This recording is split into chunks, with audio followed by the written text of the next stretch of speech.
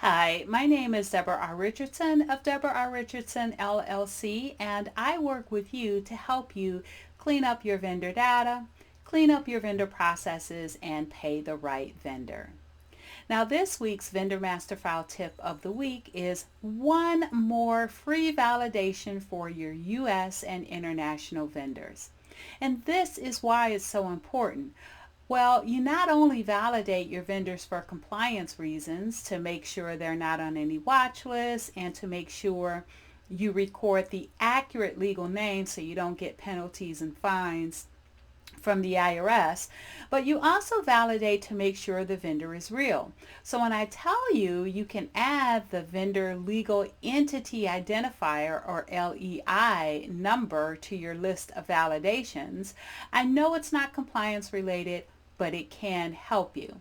Now, how can it help you? One, it can help you verify your vendor is real.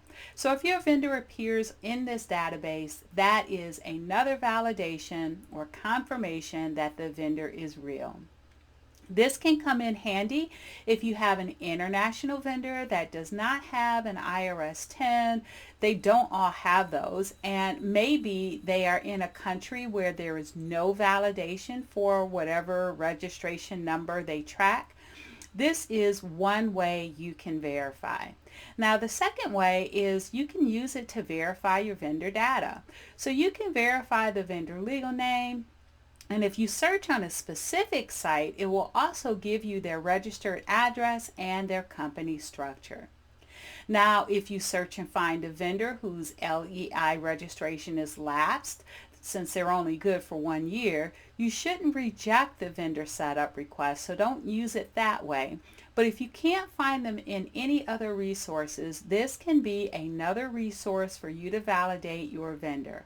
I will have a link in the description to read a blog post with more information on the LEI and the links to the resources to search for your vendors.